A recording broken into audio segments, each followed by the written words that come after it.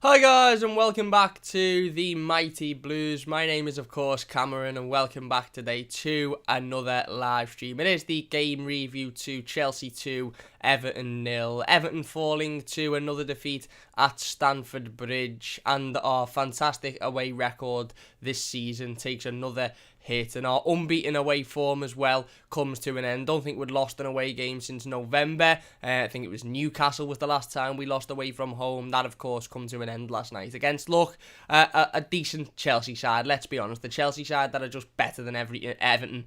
Are playing football, and that was quite evident yesterday. Does that mean that Everton played fantastic? Does that mean that Everton were good enough? No, absolutely not. I'm not going to sit here today and say Everton done absolutely everything that we could do and we just weren't good enough on the day. I think there was effort there. I think that the players tried. I think there was a little bit of fight, a little bit of want to win, but ultimately, we gifted them 2 goals via silly individual mistakes. We didn't take our chances up the other end. There wasn't much creativity. Our passing was really, really poor, and we couldn't match a Chelsea side who, for me, are absolutely nailed on to finish in the top 4. I mean, there was 2 ways to look at this game going into it yesterday. One of them was a massive, battle for top 4, and 2 sides that are level headed and competing at the same sort of level to fight for the Champions League positions. And the other, way to look at it was that this was maybe a little bit of a free hit for Everton to come up against one of those sides that, are pretty much solidified to finish in and around the Champions League position and maybe get an advantage on them. It's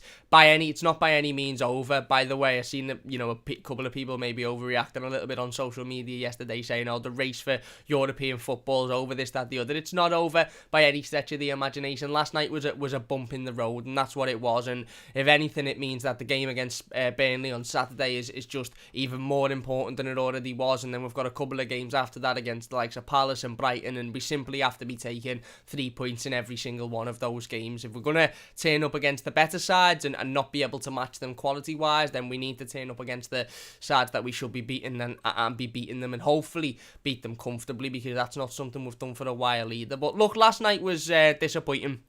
It really, really was disappointing. For me, it reminded me of Manchester United earlier on in the season at Goodison Park, where we come up against a team that we just weren't as good as. They had a better squad, they had a better group of players, they passed it round us comfortably, and as soon as they got their opening goal, it was always going to be a massive, massive task for Everton to get back into the game. I actually thought last night we defended quite well for the opening 15-20 minutes. I think we allowed Chelsea to have the ball, but we allowed them to have the ball in front of us so we could see everything that was happening. We kept a good defensive shape, and look, it wasn't great to watch. It was quite boring, but ultimately, if we'd have come out with a point out of that game and we'd have frustrated them for 90 minutes, I think we could have all said, you know what, that's a relatively decent point considering we haven't beaten them in Stamford Bridge in, I think, 27 years or something like that. And like I said, again, it was that same sort of style, that same sort of tactic that we'd seen in previous games, that had worked in previous games, to be fair. It worked against Liverpool at Anfield, it worked against Chelsea at Goodison, it's worked numerous times this season so far, of allowing a team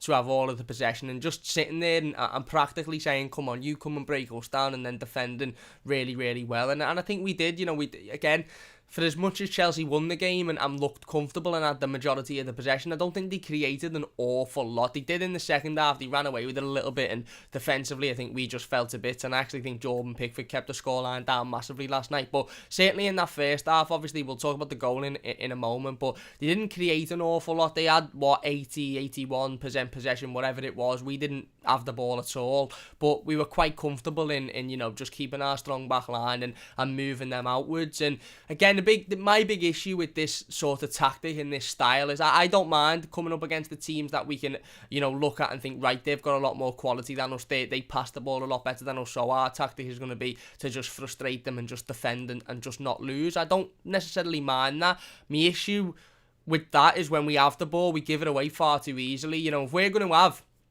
29% possession in a game or 25% possession in a game or something silly like that, then when we have the ball, we can't just be giving it away constantly. We can't pick the ball up for the first time in 10 minutes and just lump it forward and give it straight back to them to come at us. Again, like I said, I understand that when we're coming up against sides like Chelsea who have got more quality than we have, and maybe you're in a little bit of a better situation. I mean, they spent £200 million in the summer then I understand that naturally that team is probably going to have a lot of the ball and they're going to be the team that is controlling the game and they're going to have the possession and they're going to have the control. I get that. But if we're going to get results out of these types of games and if we're going to be able to use that tactic and play that tactic and formation, so that it's a benefit to us, then we can't just get the ball and give it away constantly, because we're not going to have an awful lot of the ball. And look, it worked against Liverpool when we had the ball. For the most part, we kept hold of it really, really well, and we attacked and we hit them on the break and we were clinical up top. We took our chances. It worked against Leicester away from home earlier in the season. We didn't have an awful lot of the ball, but when we had the ball, we used it well and we were clinical up top. We took the chances. It happened against Chelsea at Goodison. Last night, it just didn't quite happen. There was no clinicalness up front whatsoever.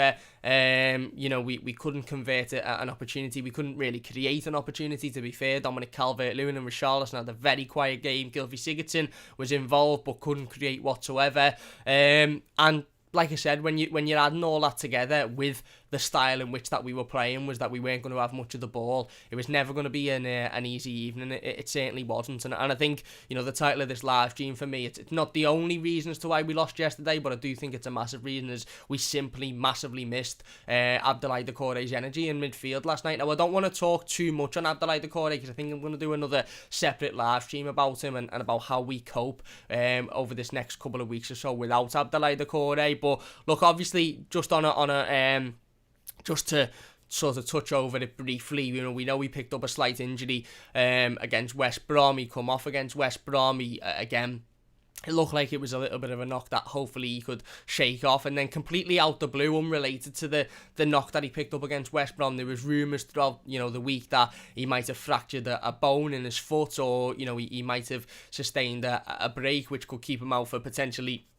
the rest of the season, at least 6 to 8 weeks. And then these rumours were again coming in thick and fast, and I say the same whenever I hear these rumours. It was the same with the Luca Dean injury earlier on in the season. They always seem that sort of, they always seem to come from people that you think, oh no, and I'm not particularly aiming at one specific person, but they always seem to come from these Facebook groups or WhatsApp groups, and you read into them and you go, yeah, no chance, there's not a chance that that's right, there's not a chance that that's true, but then ultimately they always seem to come true. The Luca Dean one was the same. I remember reading it and thinking, oh no, that's just come from someone on the wind up on WhatsApp, and it ended up being true. And obviously there was a lot of, like I said, solid rumours over the last week or so that Abdoulayes Doucoure had picked up a significant foot injury, and he was going to be out for a sustained period of time. It come to 5 o'clock last night, he wasn't in the starting 11, he wasn't in the squad whatsoever, and you're sort of thinking, right, that pretty much confirms that those rumours are true. They're to be believed. If he was rested, then surely he'd be on the bench. If he had only picked up a small knock, surely Carlo would come out and talk about it. But then Carlo obviously come out after the game and addressed Abdoulayes Doucoure and said, we don't know exactly what's wrong yet. We know that he picked up a knock in the game against West Brom, and we know he's likely to miss the next couple of games. In fact, he's probably likely to not be able to return until after the international break, which is the end of this month. So it's all left me a little bit confused, to be honest. I don't want to speculate too much about it. What we know just off the baseline of what Carlo Ancelotti has said is that we're going to be without Abdoulayes Doucoure until probably at least April, mid-April, maybe even longer if rumours are to be believed, which is why I want to do a separate video on talking about how we cope with Abdoulayes Doucoure, because yesterday it was quite evident that his energy in the middle of the park was just so massively missed. And look, you can criticise Abdoulayes Doucoure for a number of things this season in terms of his passing, maybe not being as good as we expected to be, in terms of his, his hold-up play of the ball, in terms of him, his position and whatever. You can, I'm sure there'll be a lot of people that'll say, oh, he hasn't been perfect this season, and he hasn't. There's been times when he's given the ball away in silly positions. There's been times when he hasn't been able to hold the ball up. But there's one thing you can't criticise Abdoulayes Doucoure for, and that's A, his work rate, or two things: A, his work rate, and B, his energy. This lad's energy is just so vital to Everton. Even when he's got the ball at his feet and he maybe gives the ball away with a poor pass, or he can't hold it up well, his energy is just so vital, because he's always there. Whenever there's an opposition player on the ball, Abdoulayes Doucoure is always the first player to be in and around him, either tackling him, taking it off him, winning it back, moving us forward. And that energy was so evidently missed yesterday, and I have no doubt that Everton will be able to deal without Abdoulayes Doucoure for a number of weeks, because I remember when Luca Dean first picked up his injury and we seen Fabian Delph starting at left back. I can't remember which game it was. It might have been Burnley away. And, you know, we knew Luca Dean was going to be out for 2 or 3 months and he was going to need surgery, and Fabian Delph started at left back, and you'd had your head in your hands thinking this is going to be a horrible, horrible 2 or 3 months. And I at that point thought, you know, this could be detrimental to our season here. We've got one of our best players in Luca Dean, one of our best attacking players, a solid defender, out now for a sustained period of time, and we've got no replacement left back. Niles Nkunku at this point clearly didn't have the trust from Carlo Ancelotti, and even, you know, without the trust, whatever, still a very, very young lad who's only just coming into the league. And then we stumbled upon Ben Godfrey playing at left back. Ben Godfrey moved to left back, and we went a period of games, Chelsea at home, Leicester away, Arsenal at home, where Ben Godfrey was playing left back and he was playing out of his skin and he was excellent. And that worked so well to the point when Luca Dean returned from injury and we were all made up to see him back, there was still questions as to, well, hang on, do you put Luca Dean straight back in? Do you take Ben Godfrey out, even though he's been absolutely excellent? And that shows how well that worked in terms of putting Ben Godfrey at left back. It was the same when Alan picked up the injury. We all sort of had our head in our hands thinking, oh my God, Alan's going to be out for 2 or 3 months. Are we going to be able to cope with this? You know, then step forward Abdoulayes Doucoure to fit in that Alan role. And okay, he wasn't as good as Alan, and he can't do that job quite as well as Alan can, but he could do it. He could do a decent enough job there. And then, of course, Tom Davies come into his own, and he started to perform well, and Tom Davies fitted in to that Alan role, and Abdoulayes Doucoure was allowed to move a little bit further forward. I do think it's a little bit different with Doucoure, because I don't think anybody brings the energy that he does in this side. I really, really don't. You know, I understand that, you know, 3 or 4 months ago, if you'd have asked me, right, who can play left back to replace Luca Dean, I probably wouldn't have said Ben Godfrey was capable, and then we stumbled upon it. If you'd have asked me again a couple of months ago, okay, can Tom Davies step in and do the Alan role, I'd probably say, well, maybe, but nowhere near as good. But he stepped in and he done a fantastic job. So I get all of that, but I just don't see where the energy come from. And I think last night, I said this in the instant match reaction, I think last night what we seen was, you know, earlier on in the season when Alan picked up that injury, we saw Abdoulayes Doucoure was asked to do that Alan role. He was asked to sit in front of the back line and do the defensive duties and not focus as much on going forward. And he did it. You know, okay, sometimes he was caught out because he isn't as good as Alan at doing that role, but he done it relatively well for the time that he had to do it. I think last night we seen Alan being given the Abdoulayes Doucoure role, and he was the midfielder who was going to get about and provide the energy. And because let's be honest, you know, we had a midfield three there of Gomez, Sigurdsson and Alan, and it certainly wasn't going to be Gomez and Sigurdsson who provided the energy, so it was on Alan there, and I do think he struggled when he had to do that. I mean, don't get me wrong, I don't think he had his worst game. I think on the ball he was okay. I think he intercepted a couple of times, but there was a couple of times where you could see he was caught a little bit further up the field because he's probably being asked to be that energy in midfield and be that player that's constantly getting about the pitch, and, you know, Chelsea just found it far too easily to break past him because he isn't blessed with all of the pace in the world, Alan. He isn't blessed with all of the energy. He's a fantastic player. He's absolutely brilliant at what he does, but he's not Abdoulayes Doucoure, and he doesn't do the Abdoulayes Doucoure,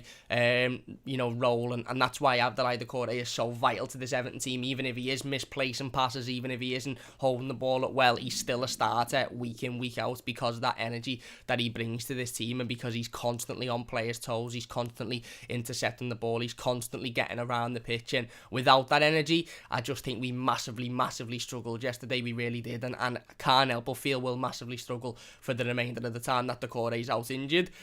But again, like I said, I will do a separate video on that because I don't want to be too negative regarding it, because I think there's a possibility that we stumble across somebody else that can play in that Doucoure role, and like we did with Godfrey and like we did with Tom Davies for Alan. But look, again, yesterday, like I said, it was for me a game of, you know, a side that for me are nailed on to finish in the top four. I said it yesterday. Chelsea will finish above Leicester this season for me. Now that Thomas Tuchel's come in, they're so difficult to play against. Not only are they a decent side going forward, they don't score many, they don't create an awful lot, but defensively, in the way in which they control the ball in midfield, they're so good. Like I said, their passing and their movement was just, it was just more than Everton could comprehend. Never mind, you know, deal with.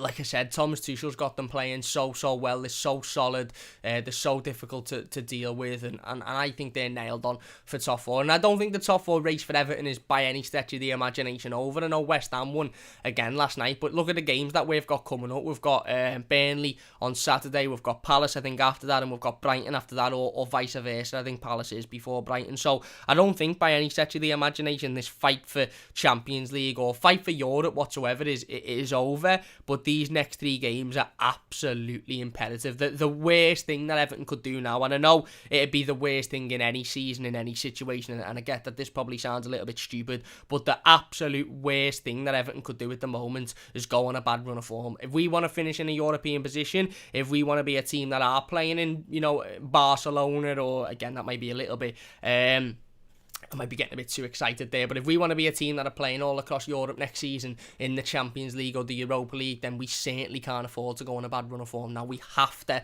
bounce back. Last night, was it acceptable? No, because we're going to talk a little bit more about the mistakes that we made and the fact that we weren't good enough. But is it a result that we need to be extremely disheartened about? No. We lost to a really, really solid Chelsea side. The Chelsea side that haven't lost a game, I don't think, since Thomas Tuchel's come in. Certainly don't concede many goals. That was their 4th clean sheet on the bounce, and we lost through our own individual mistakes, which is more frustrating. If we'd have lost to a Mason Mount 40-yarder in the last minute, then you could say, you know what, we didn't really do much wrong there. We've lost to a side with a lot of quality. Yesterday, you could say, okay, we've lost to a better side, but we've lost through silly individual errors, players completely being in the wrong positions, basically gifting Chelsea opportunities to get forward and create chances. And that all started with the first goal for me. I think Everton, like I said, look, it wasn't great. Let's be perfectly honest, in that opening first 15-20 minutes, if you tuned in to watch Everton control the ball and get forward and give Chelsea a game and stand up to them, then it certainly wasn't that game whatsoever. Chelsea did have, again, like I said, pretty much all of the ball, and every time that they didn't have the ball, it wasn't for very long because we'd just constantly give it back to them.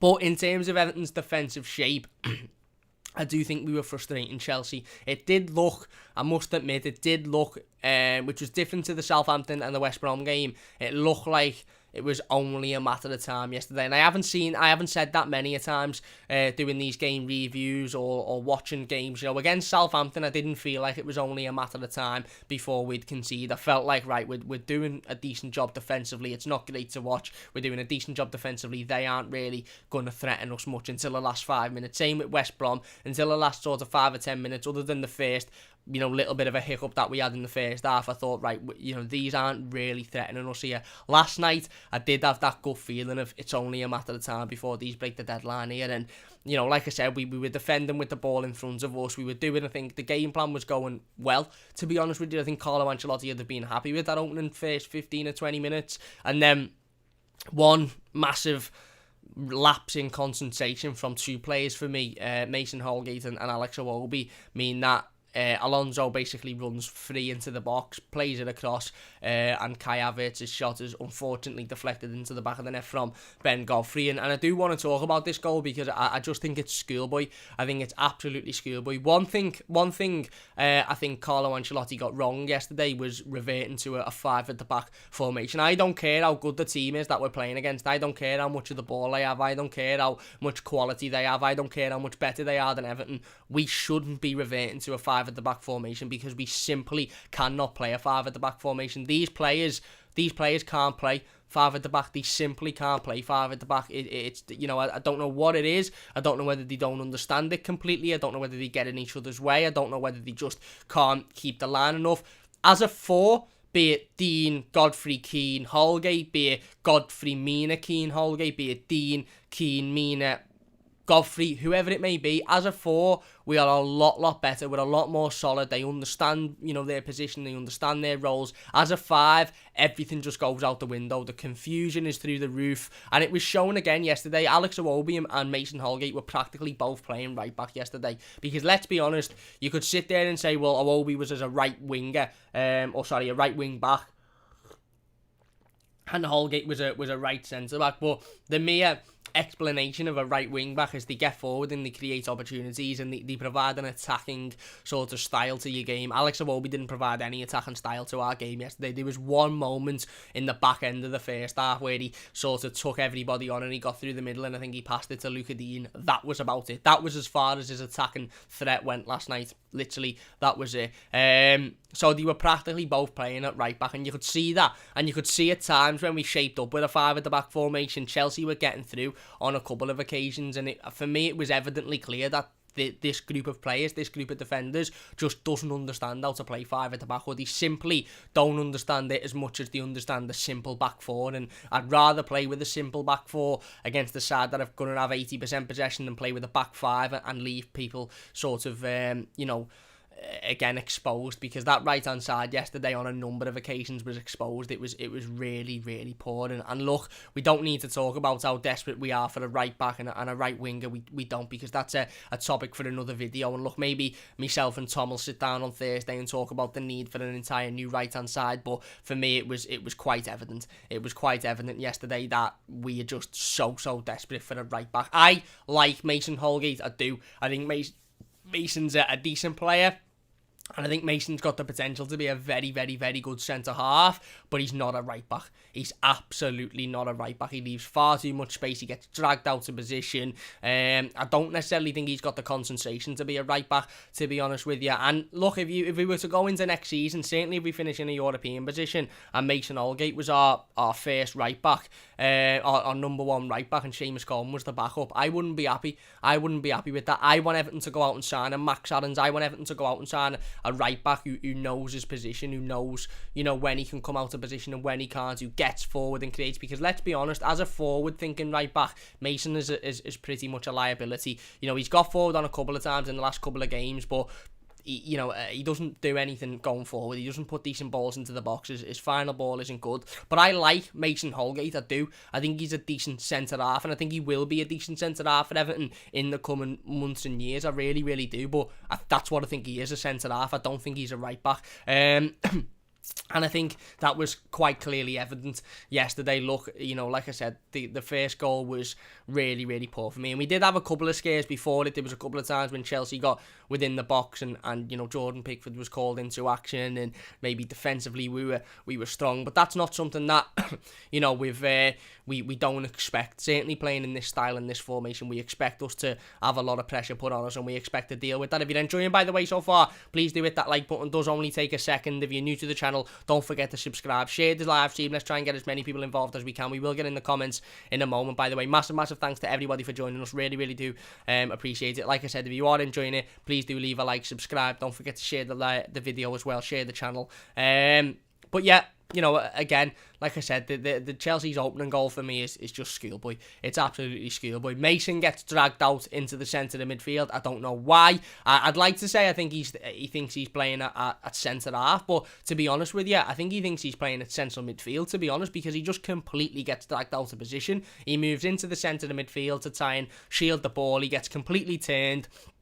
And then as soon as he gets turned on that right-hand side, I can't remember whether it was Jorginho or Kovacic, I can't remember who it was, but whoever it is that's turning Mason Holgate there is looking into that space. He's basically seeing Alex Iwobi having a conversation with the linesman, and he's thinking, there's Alonso in absolute tons of space. I don't think it was Michael Keane's fault, because I think Michael Keane expected either Iwobi or Holgate to be there covering. So he's seen Alonso in absolute yards of space, and it's a comfortable ball. And like I said, I do put this down to both Mason Holgate and Alex Iwobi, because there's not a chance Mason should be getting dragged out of position that easily. He literally just gets dragged towards the ball. It's like he's got a magnet towards the ball. It's schoolboy. He should have just kept his position at right back and allowed whoever the midfielder was to turn and play a pass, and then you put the blame on why isn't the midfield breaking that pass down, not why is Mason Holgate running 15 yards out of position and leaving himself exposed. And I also put the blame on Alex Iwobi, because as much as that goal probably was more so the fault of Mason Holgate for coming out of position,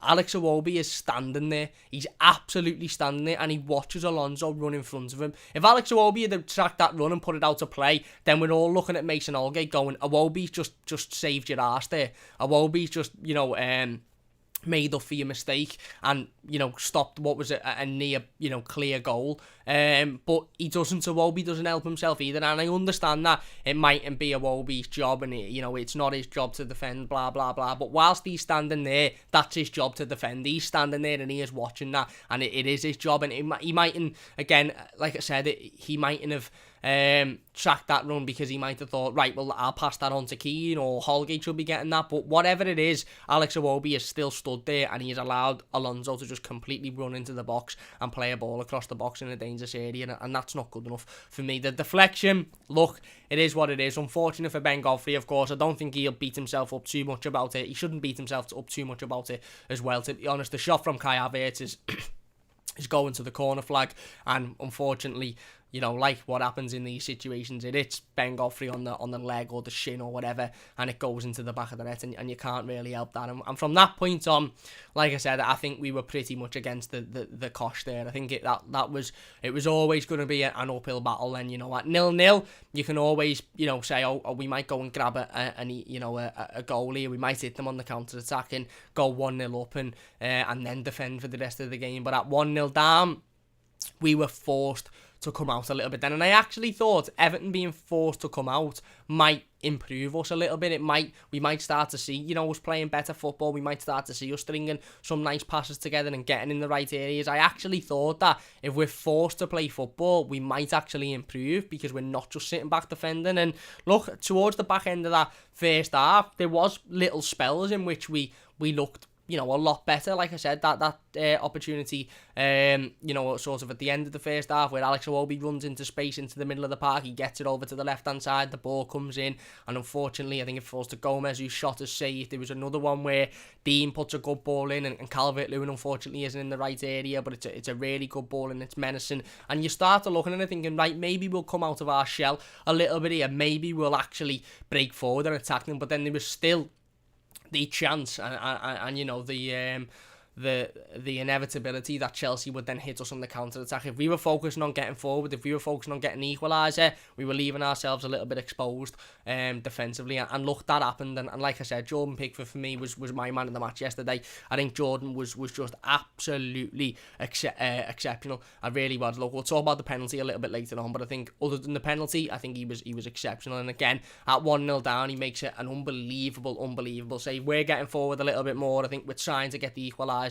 And then again, I think it's Holgate and Iwobi again just completely allow Alonso once again to get in behind them. Alonso gets in, he comes a little bit centrally, he takes the shot, it deflects off Michael Keane, and it's an excellent save. It's an absolutely excellent save by Jordan Pickford. And if it's not for Jordan Pickford, we're 2-0 down just before half time, and you're sort of thinking, right, this could potentially be what it was a year ago to the day, you know, 4-0 at Stamford Bridge where we've been embarrassed. But Jordan pulls out with an exceptional save to keep us in the game and to give us that little bit of confidence going forward. But again, I just think we come out in the second half and it was very much of Chelsea having a lot of the ball, Chelsea passing it round us. You know, okay, we didn't seem too uncomfortable. I think we reverted back to a 4 at the back, certainly when Tom Davies come on. But like I said, for me, it was an individual mistake again. It was Holgate who completely moved out of position unnecessarily. It was Iwobi who didn't sack his man, and it was an unfortunate deflection for their opening goal. But when you go 1-0 down against a side like Chelsea, who don't concede whatsoever, never mind don't concede many goals, they don't concede, period,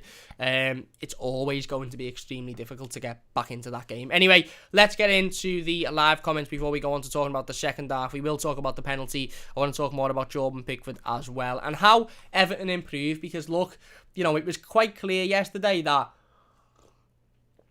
again, for me, you know, look, if we come up against the Manchester City and we're outplayed and they outpass us and they're a lot better than us and their movement's a lot better than us, then you sort of think, yeah, well, that's Manchester City. They're that level. They're a much higher level above than what we are. If we do it against Man United, you're sort of thinking, right, they're probably another level above what we are. Chelsea were a side that I think coming into this game, we all sort of felt we were maybe level on in terms of, you know, obviously the fight for Champions League. We're both in and around the same position. We'd have gone above them. We'd have gone above them if we'd have won the game. But again, when you watch that game yesterday, it was quite evidently clear that Chelsea are a lot better than Everton are. They're a lot more advanced. They've got a better squad.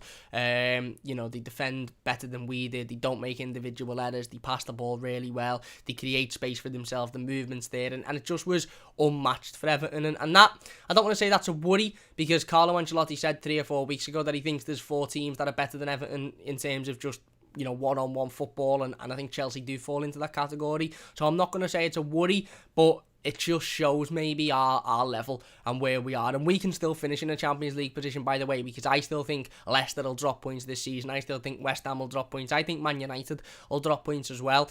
But Chelsea are a side that I honestly think teams will struggle to beat because they just defend so well. And when they go 1-0 up in the first half and you look at them and you think they haven't conceded for however many weeks, it was always going to be extremely difficult for us to... for us to get back into that game. Let's get into the live comments then. If you're enjoying, by the way, leave a like. Don't forget to subscribe if you're new as well. Share the live stream, share the video. Let's get as many people involved as we possibly can. Don't forget, by the way, to check out the Football News 365 app in the description down below. Absolutely unbelievable app. Keeps you up to date with all your latest Everton news, scores, predictions, stats, etc. Like I said, you can check it out in the description via the link. Available on iOS, Android. It's free to download as well. It'll help out the channel if you use that link. So please do check out the Football News 365 app. Andy says we shouldn't be disheartened by this. Chelsea with the better side. We need to get 9 points over the next 9 games. Over the next 3 games. Yeah, no, I agree. Look, I think again, was it disappointing? Yeah, and I had a comment on my instant match reaction saying, "Oh, you and other Everton fans settle for poor and these type of performances." I'm not settling for last night. Last night wasn't good enough for me. We conceded 2 goals that were through 3 individual errors that could have been comfortably dealt with on another day. And if we wouldn't have conceded those goals, we would have probably taken a point, and that would have been a decent point coming away from a ground in which we haven't won in for nearly 30 years. So I'm not accepting last night's result. I'm not accepting last night's performance. I'm not sitting here saying Everton were absolutely unbelievable. We couldn't have done more than we did. We were beaten by the better side. No complaints. We were absolutely great. I've got complaints, hence why I've just spoken about the goal being silly to concede and for me being schoolboy defending. Hence why I'm going to talk about the penalty a little bit later on in the stream. Hence why I'm saying we're not good enough. There's not enough energy. We don't pass the ball as well as Chelsea do. But I can also accept that we were beaten by a very good Chelsea side, and it's not the end of the world. And as Andy said, get 9 points out the next 3 games, and I think we sort of brushed the Chelsea results off, and it doesn't seem as bad. If we lose to Burnley on Saturday, then there's absolutely no excuse. There's nowhere to hide for these players and Carlo Ancelotti, but that's where we have to bounce back in, and I am quite apprehensive for the Burnley game, to be perfectly honest with you, because I've seen this far too many times before in the past when Everton have, just had to beat the team that we should be beating, and then everything's back to being alright and we don't beat that team. So I am a little bit apprehensive, I must admit, but again, we have to get 9 points out the next 3 games. It's quite clearly evident. Noah says sneaking in this in school is right. Noah, don't be getting told off because of me. Christopher says, I don't want Gomez to stay. I don't think he offers enough. I'd rather have played Davis last night. Well, we'll talk about Gomez's performance in a moment, because I agree. I think, again, I said it on Twitter yesterday, and I don't like digging certain players out, and don't get me wrong, I don't think Dominic Calvert-Lewin was very good yesterday. I don't think, like I said, Alex Iwobi was any good. I don't think Holgate had his best game. I don't think, I don't particularly think Richarlison was very good. But in terms of Andr Gomez, I just don't see what he brings to this Everton team that is so desperately needed. He doesn't bring goals. He doesn't bring assists. Okay, he's had a couple of goal involvements this season, but not many. I just don't see what he brings to this Everton team that you think, right, that's pivotal to the way in which we play. Is he a good footballer? Yes, and I said this in the instant match reaction again. We've got too many of these players. Gomez probably one of them. Again, maybe Iwobi's one of them. I'm not going to dig out any specific players, but we've got too many players in this squad who are decent footballers, decent with the ball at their feet, can hold the ball up well, aren't awful footballers, but don't do anything. Don't affect the game, don't have any goal involvements, don't get assists, don't get goals, don't put decent balls into the box. We've got far too many players that are decent. 5 seconds. There you go. As Eugene says, it's frozen now. As Philip says, the stream machine ran out of coal. Yeah, look, we haven't had an issue with the live stream in a while, so we'll take that. That's the first sort of issue we've had in a number of weeks. If you're new to the channel, we usually have these sort of technical issues constantly. So hopefully everything is as work now. Hopefully everything works well, and we don't have any more connection issues. If there is any issues, please do let me know. By the way, I really would appreciate that. If you could share the stream as well, like it, share it on social media, try and get as many people involved. A couple of people dropped out there. But yeah, like I said, we have, before the stream decided to rudely interrupt me, maybe it's one of those ineffective players that's consoling the stream at the moment. We have too many players that don't affect games for me. We have too many players that are decent footballers, all right on the ball, but don't really bring anything that affects games in terms of goals, assists, or key passes, or whatever you want to call it. It's just ineffective. Noah says, is he injured? I think talking about Doucoure, he is injured, at least until after the international break, Carlo said. Everton Blues says, hey Cam, love the vids, we missed Doucoure in the midfield, we have Alan, but Alan needs Doucoure, and Doucoure needs Alan, we move into Burnley. Now I agree, mate, I agree. Sam Kelly says, I think everyone is overreacting so much, I think we pressed really well, but they were the better side, you can't beat everybody, fair enough. Eugene says, Burnley referee confirmed, and Rabiot offer made, and Jab says, Cam's the negative style we play, which is the problem. Look at the start of the season, Dominic was scoring plenty, then we go defensive every game, and Dom is more in our half than the opposition half. I think it's a good point, to be honest, Jabs. I think it's a good point. You know, Dominic CalvertLewin hasn't been great recently, and I don't think that's particularly down to Dom. Look, he hasn't had an awful lot of opportunities in front of goal. I do think that's down to the style in which we're playing at the moment. I don't think it suits him whatsoever. And Carlo has come out and admitted that the style maybe isn't specifically suited to Dominic CalvertLewin.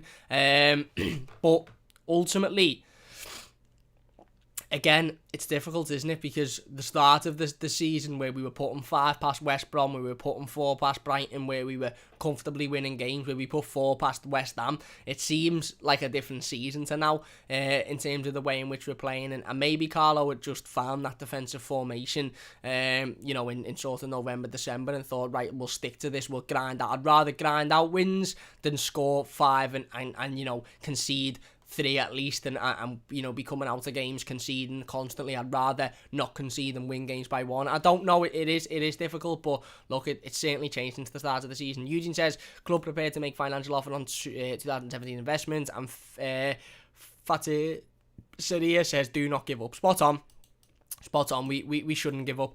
Jab says, if we go defensive against Burnley, then questions need to be answered by Carlo. Why did Gomez and Sigurdsson get a game? Sigurdsson only does something off the bench and Gomez is bad. I don't think Gomez should be starting against Burnley, to be honest. If Gomez... Listen, it's difficult because we can all sit here and say Gomez shouldn't start against Burnley, but ultimately, if Doucoure's out, which we know he is going to be out, you know, Alan mightn't be fit, as fit as he should be, because he's only just coming back from injury. Davis mightn't still be ready. James might still be out. So we can all sit here and say, oh, Gomez shouldn't start against Burnley. But if we've got no one else, then he is going to start. If everybody's back to fitness other than Doucoure, then Gomez shouldn't be near that starting 11 against Burnley. In terms of Sigurdsson, I thought he was all right yesterday. I thought he worked hard. I thought he got himself involved in a couple of challenges. He actually jumped into a couple of 50-50s as well, which was nice to see. Was he effective in terms of going forward? No. Did he create anything? No. But I don't think anybody did, to be fair. I don't think that was just Gylfi Sigurdsson. I think he was all right. Anyway, on to the second half. Like I said, we go in at half time, 1-0 down, probably lucky to not be 2-0 down if it's not for an unbelievable Jordan Pickford save, and you're sort of thinking, right, can we come out here and maybe play a little bit better, maybe change the style a bit, go more attacking, affect the game in a little bit more of a way, or are we just going to see another half of Chelsea controlling the ball and having 80% possession and Everton struggling to really do anything? And again, it was more of the latter, to be honest. Obviously, we made the change sort of early on into the second half. We brought on Tom Davies and we moved the style a little bit. We had Alan playing in his normal role, which improved us. We had Tom Davies sort of being that energy, if you like.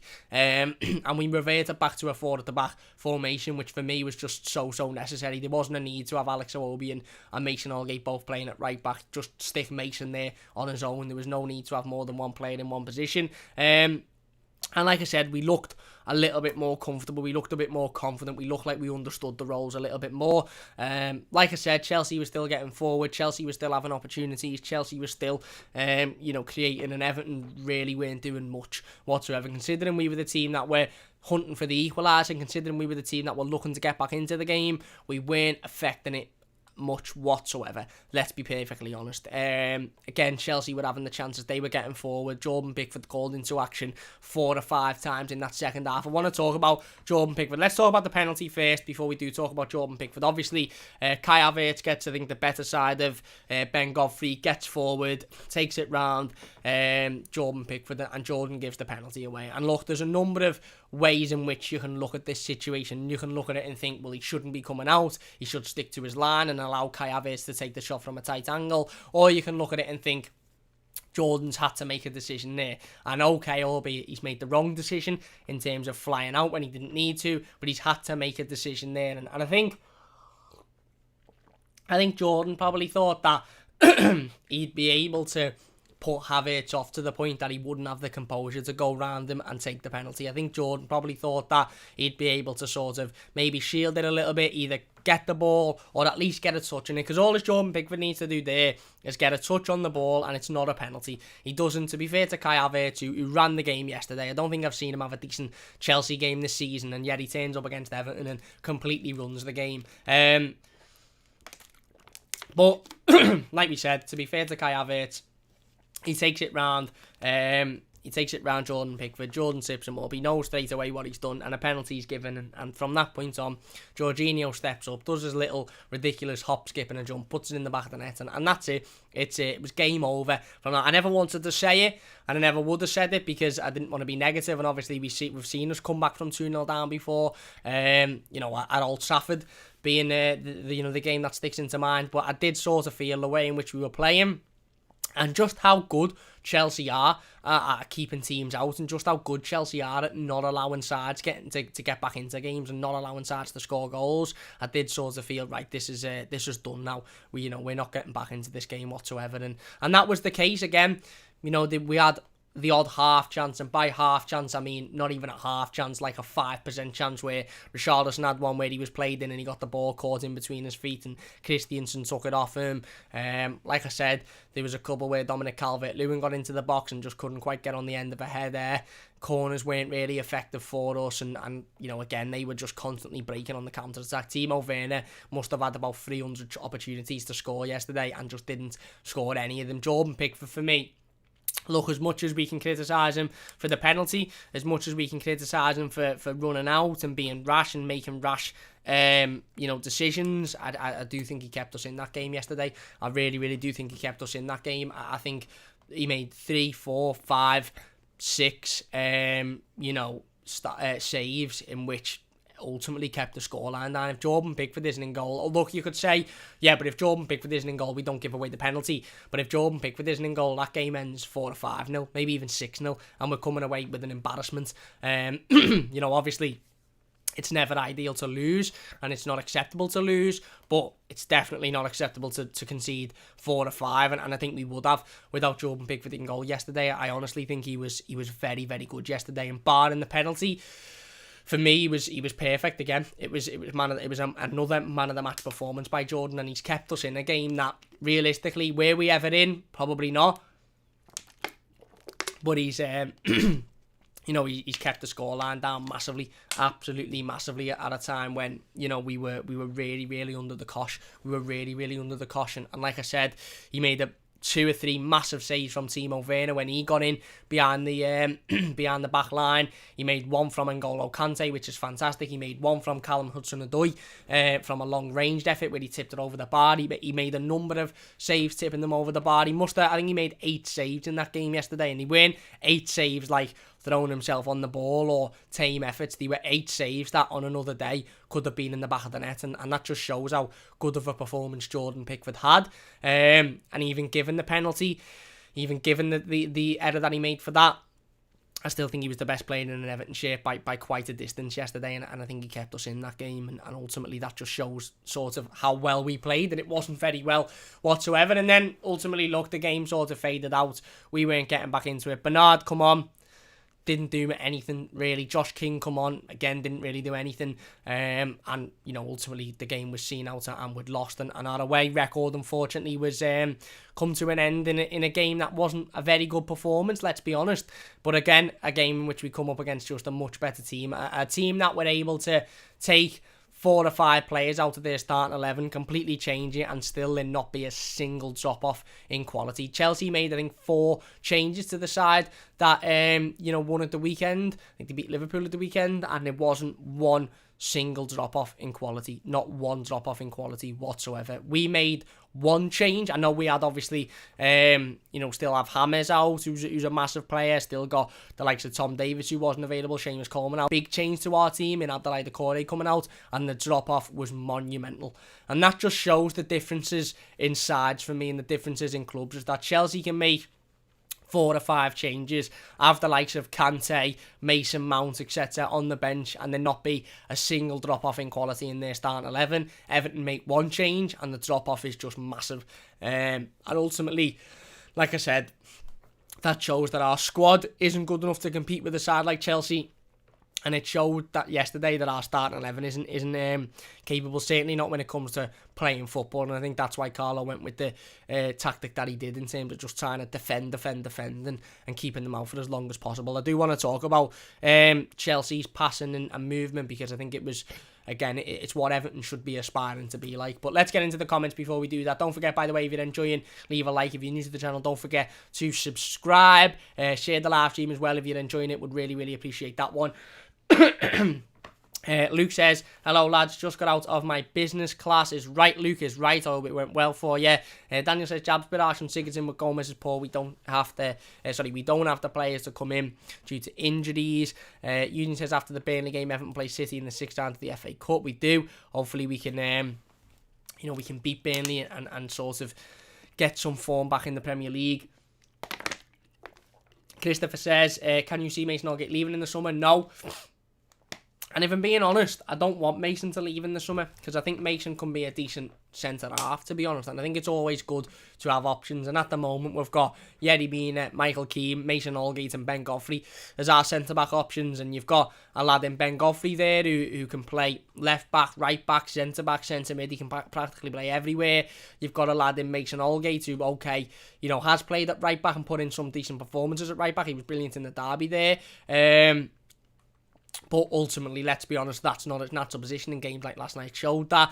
And then you've got 2 fantastic centre-halves in Michael Keane and Yerry Mina. So I don't think Mason will leave in the summer, to be honest. I think we're more likely to see, we're more likely to see us just bring in a right-back and maybe Mason being used as a backup centre-half. Jab says, King needs to start using Davis or Gomez, who contribute nothing going forward. There's such a bad management.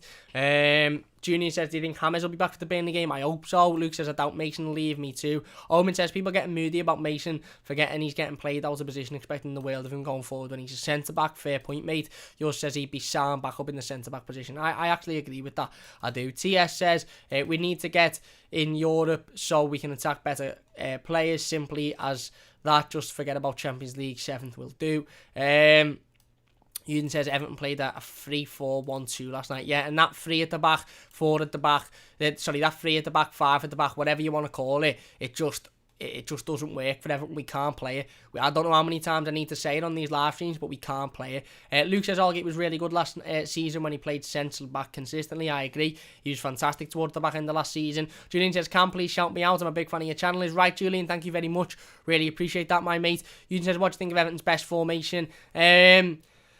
I don't know what our best formation is, to be perfectly honest with you, because we've chopped and changed it so many times this season and so many different formations have worked. I'll tell you what isn't our best formation, and that's 5 at the back or 3 at the back. It's not even a formation that works, so we just need to just stop using it whatsoever.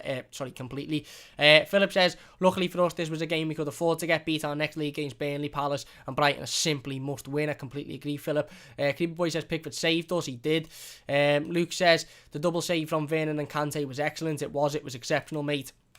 Uden says, I think Everton needs a good FA Cup run this season, and I think Everton will beat City Saturday week in the FA Cup. I hope so, mate. That'll be a massive, massive win. Can I just touch, by the way, on Peter Walton, again, who was obviously the referee that they have in the BT Sports studios, and whenever anything goes to VAR, they put 10p in Peter Walton and ask for his opinion, and he literally was just embarrassed last night, wasn't he, with the Mason Mount goal, when, again, you know, he come out and said, oh, in my opinion, that's not a... I mean, Mason Mount practically... Not Mason Mount, sorry. Kai Havertz practically caught the ball. He may as well have signed it on its way down before he volleyed it into the back of the net. And Peter Walton sitting there going, no, it's not a clear handball for me. It should stand this, that and the other. And then VAR just went, no, it's an handball, it's off. And Peter Walton just got completely and utterly embarrassed. Absolutely embarrassed. Why they've got ex-referees in the studio who haven't got a clue about football is just absolutely beyond me. That should have been enough for BT to say to Peter Walton, look,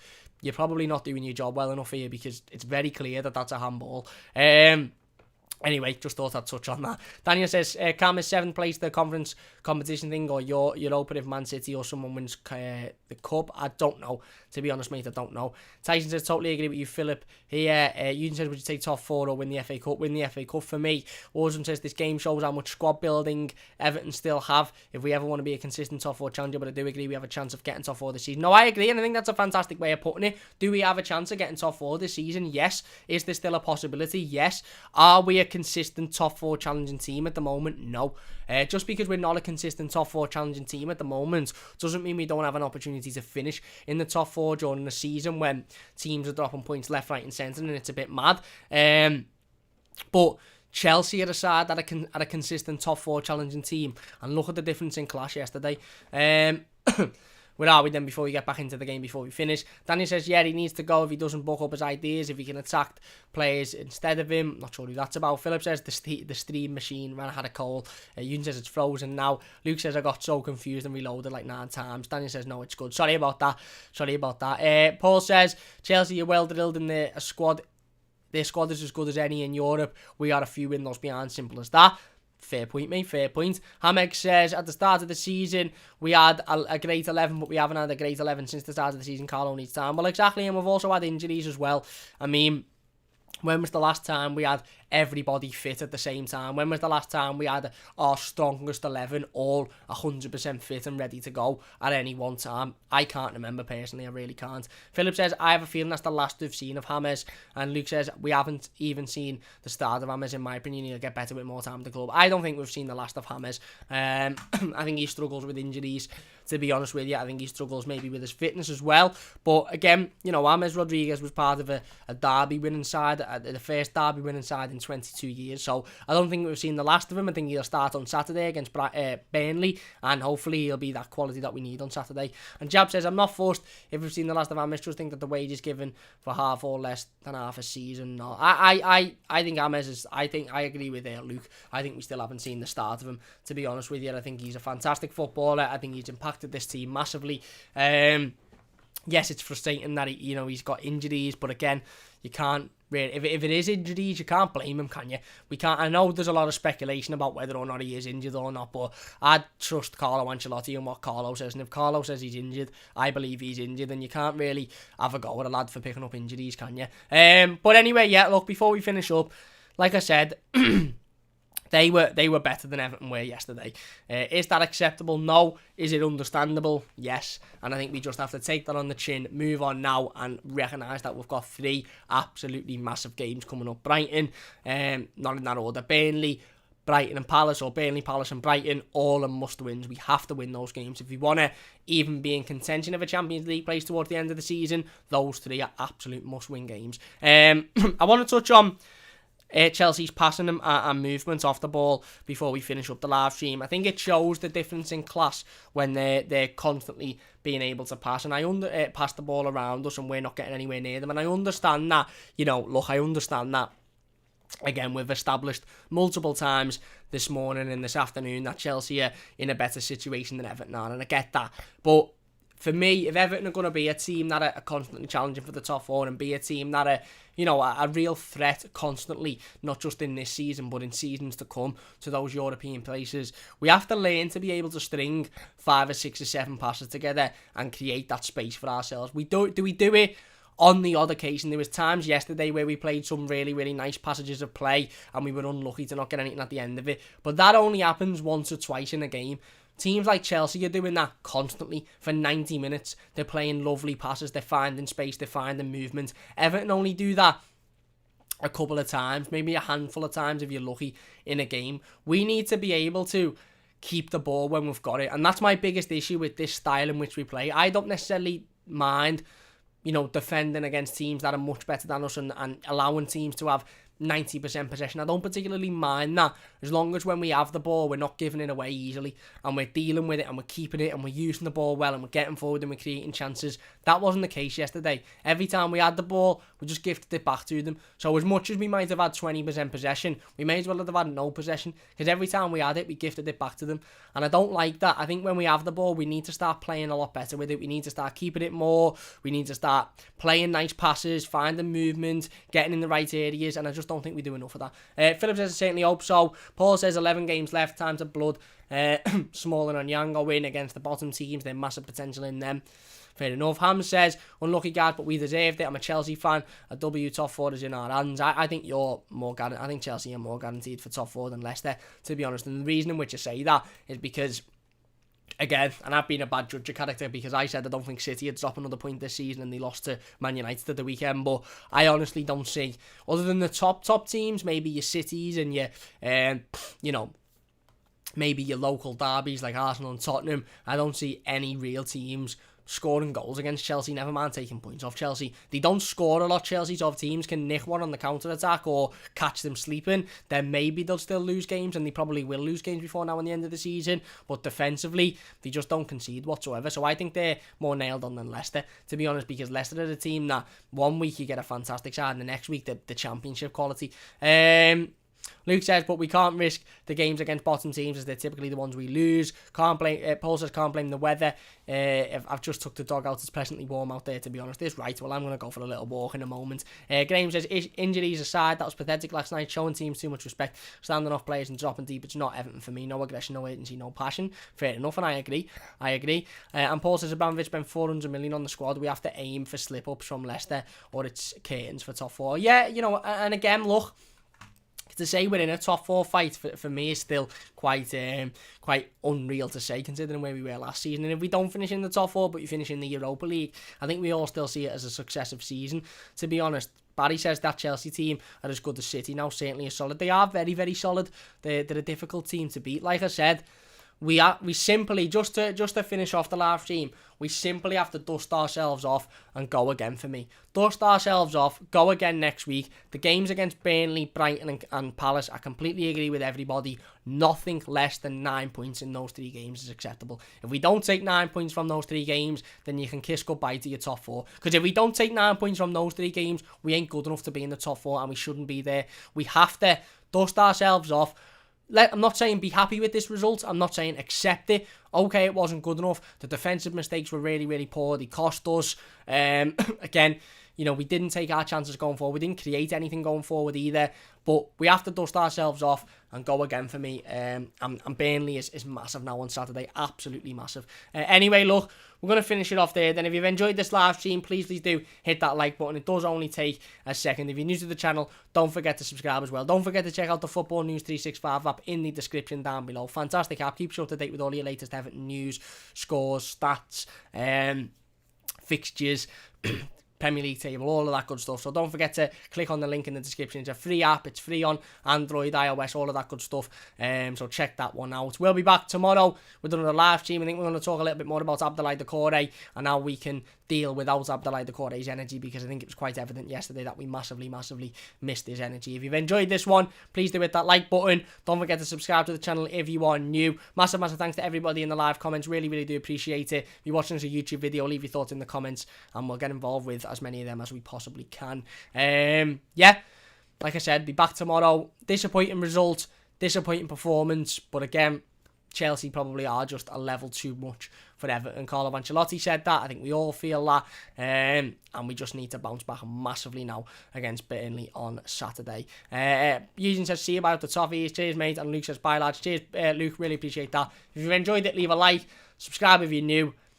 Dust ourselves off. Go again. Not the worst result in the world. Sorry, not the worst situation in the world. Not a good result, obviously. But we just have to simply dust ourselves off and go again. Massive thanks for watching. Leave a like if you've enjoyed. Subscribe if you're new. And we'll see you soon.